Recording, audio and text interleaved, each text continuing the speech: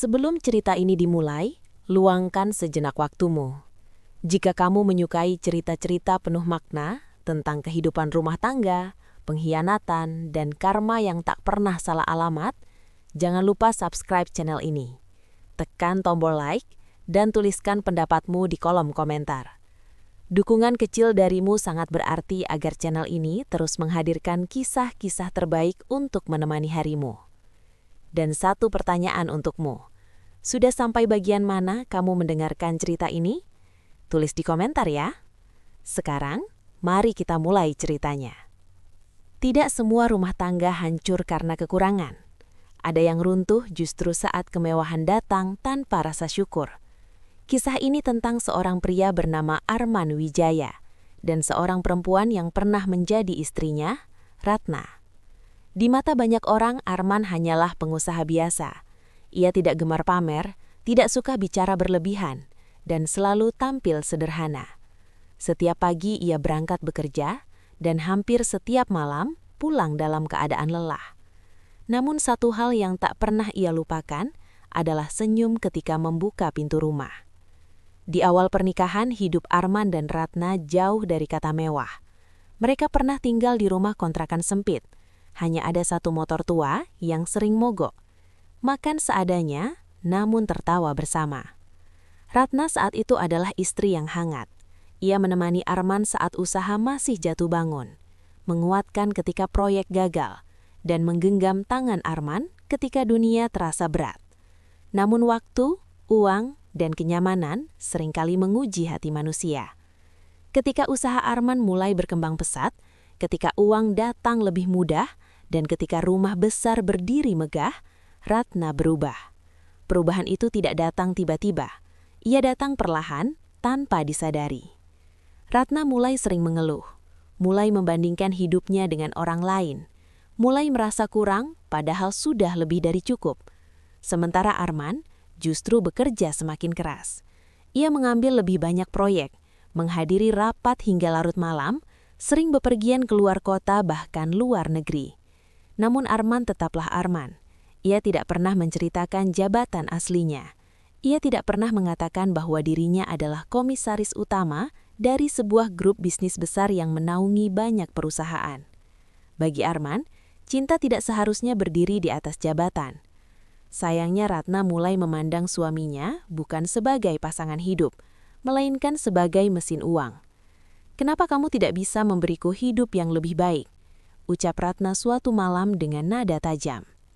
Arman terdiam. Ia baru saja pulang setelah perjalanan bisnis panjang tanpa istirahat. "Bukankah semua yang kita punya ini hasil kerjaku? Rumah ini, mobil ini, semua dari kamu. Tapi kenapa aku merasa tidak bahagia?" Kalimat itu menghantam Arman lebih keras dari kelelahan fisik. Ia mencoba menjelaskan bahwa semua ini untuk masa depan, untuk keamanan, untuk kehidupan yang lebih tenang nanti. Namun Ratna tidak lagi mau mendengar. Sejak saat itu rumah mereka kehilangan kehangatannya. Pertengkaran menjadi hal biasa. Sindiran terdengar setiap hari. Ratna mulai merasa berkuasa. Ia meminta Arman menandatangani berbagai dokumen, katanya hanya urusan administrasi.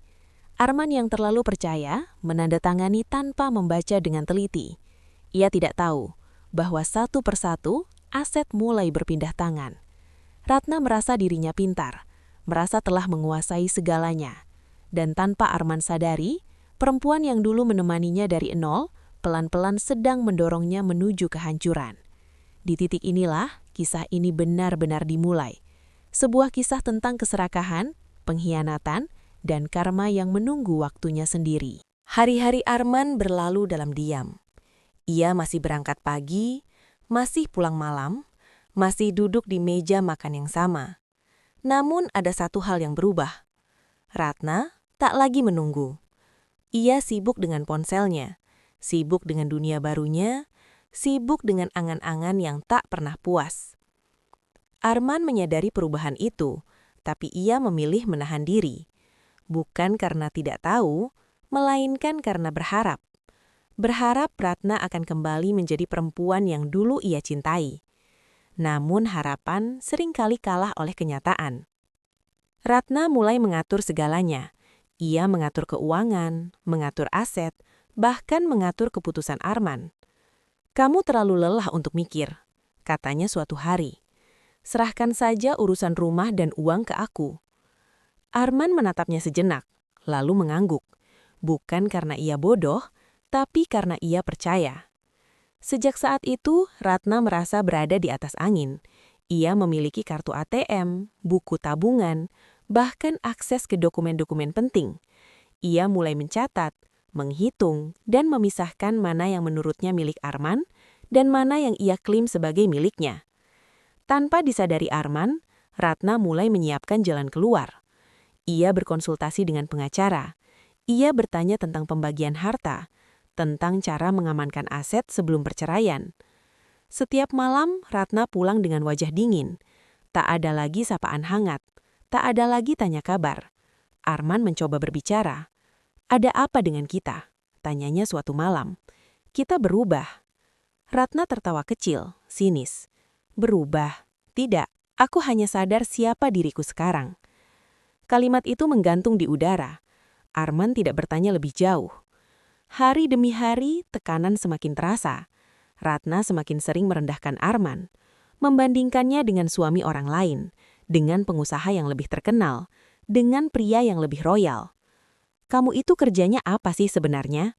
"Capek kerja tapi aku nggak pernah tahu hasil nyatanya." Arman menahan nafas. Ia ingin berkata bahwa semua yang Ratna nikmati hari ini berdiri di atas tanda tangannya, bahwa satu keputusan darinya bisa menggerakkan ratusan orang. Namun ia memilih diam, karena baginya kesombongan bukanlah kemenangan.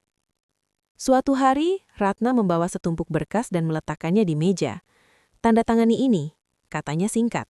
"Apa ini?" tanya Arman. "Pengalihan aset, supaya lebih rapi," jawab Ratna tanpa menatap wajah Arman. Arman membaca sekilas.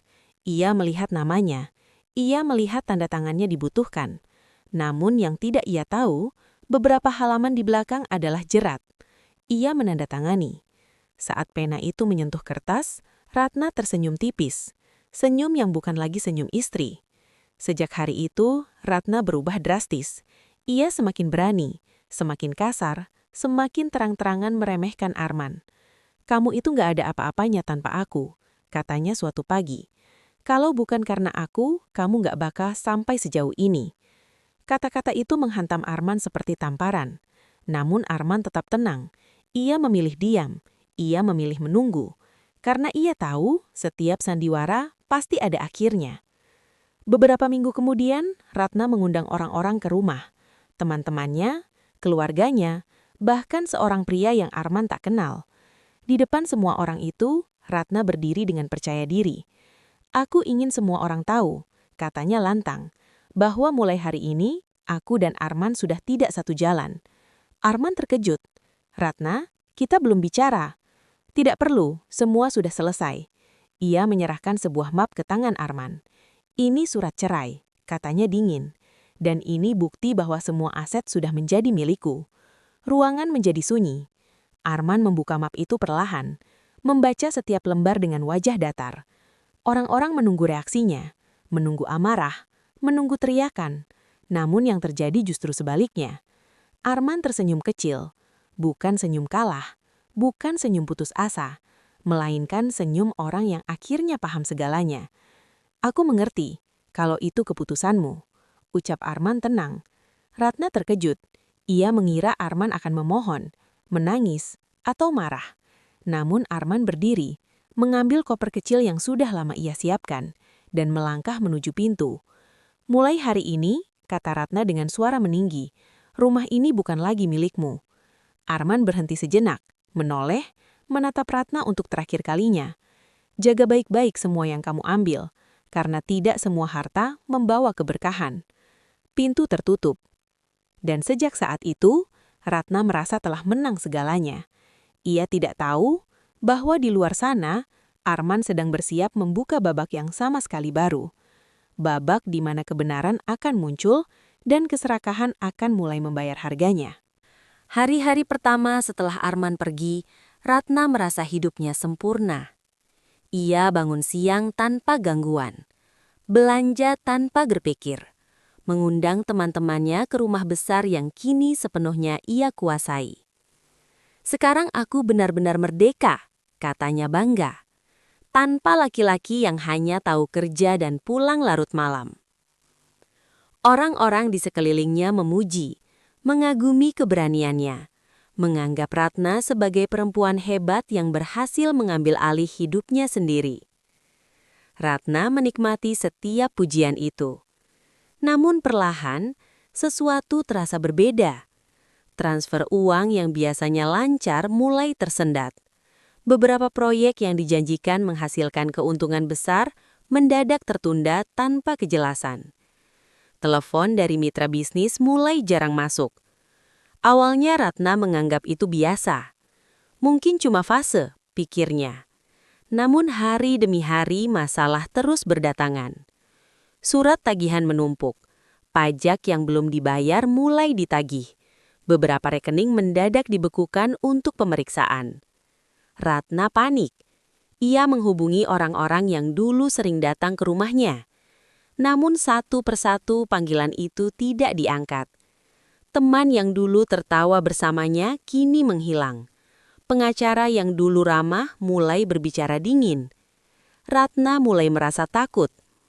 Untuk pertama kalinya sejak Arman pergi, ia menyebut nama itu dalam hati. Arman. Ia mencoba menghubunginya.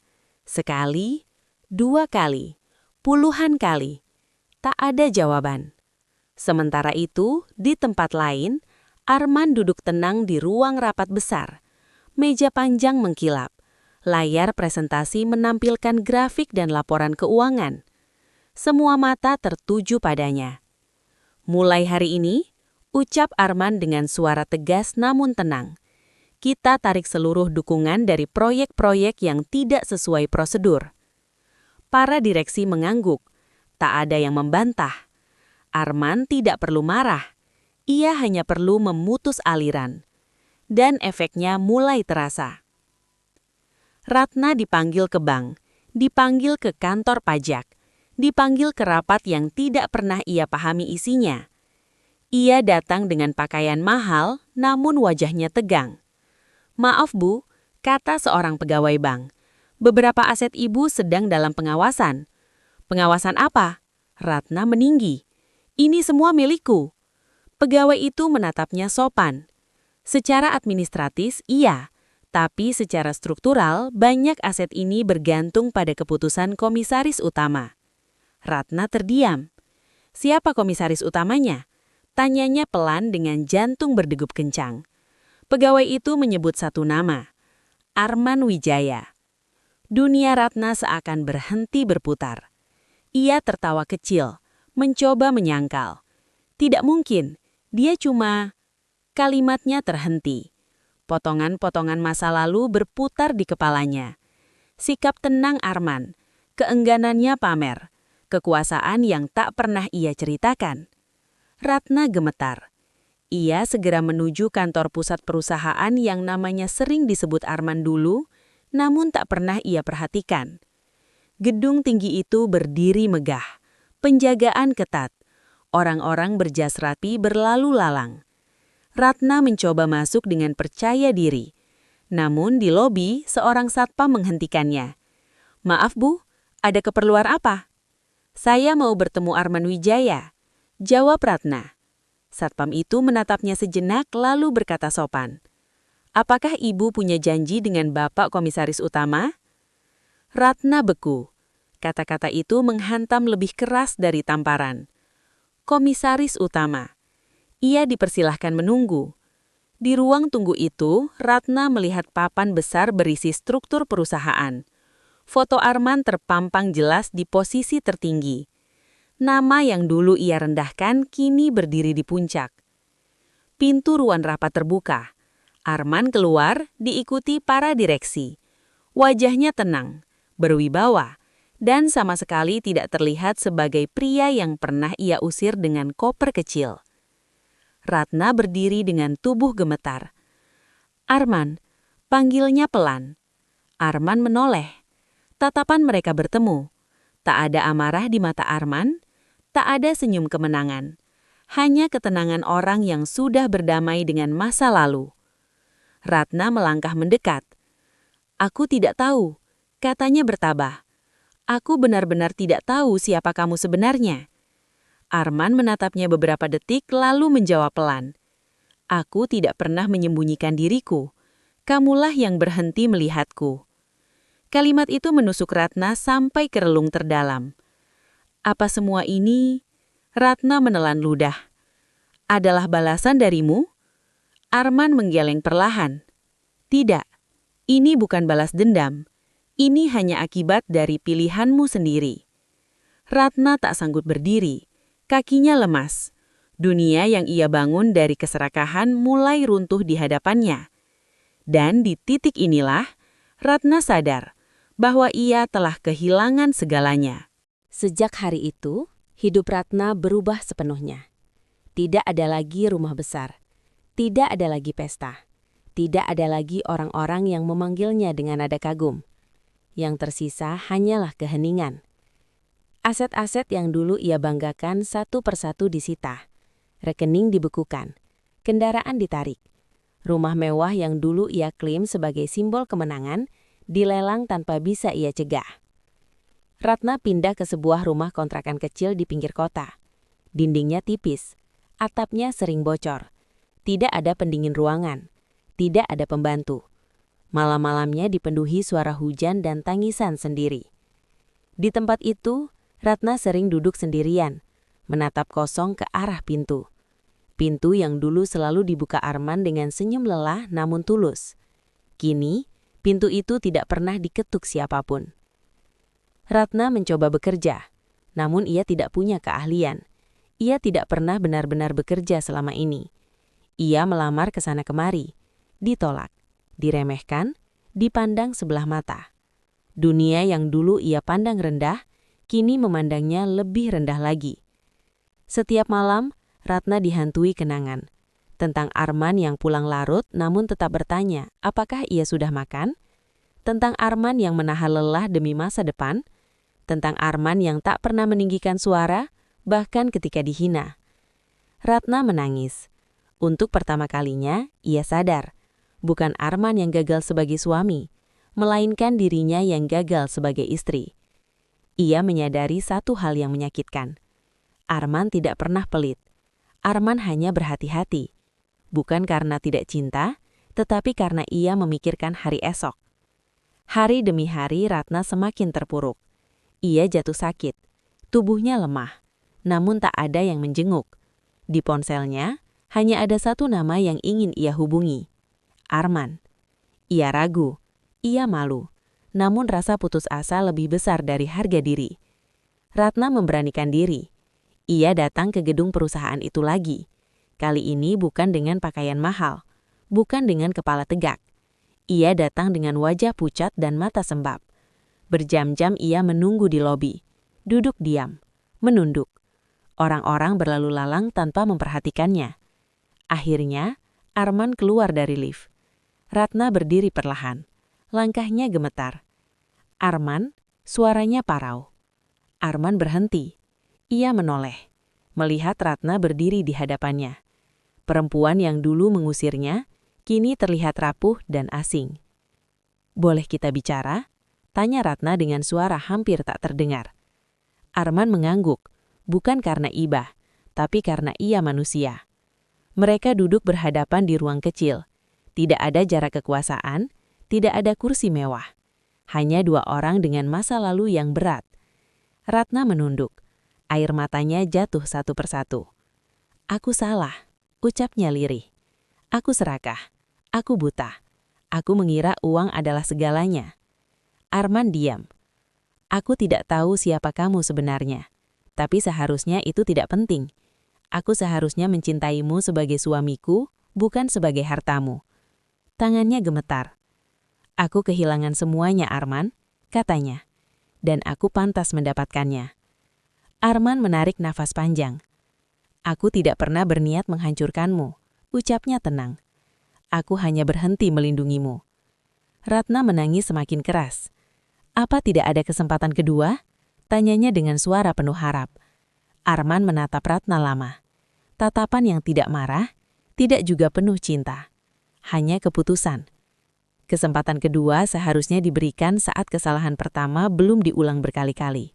Jawab Arman pelan. Aku sudah memberimu banyak waktu. Ratna menutup wajahnya. Tubuhnya terguncang oleh tangis. Arman berdiri. Aku berharap kamu bisa belajar, katanya. Bukan untukku, tapi untuk hidupmu sendiri. Ia melangkah pergi. Ratna terduduk lemas. Hari itu Ratna benar-benar mengerti arti kehilangan. Bukan kehilangan harta, bukan kehilangan status, tetapi kehilangan orang yang tulus mencintainya dan menyadarinya saat semuanya sudah terlambat. Penyesalan itu tidak berteriak. Ia datang diam-diam dan tinggal selamanya. Waktu terus berjalan, tanpa menunggu siapapun.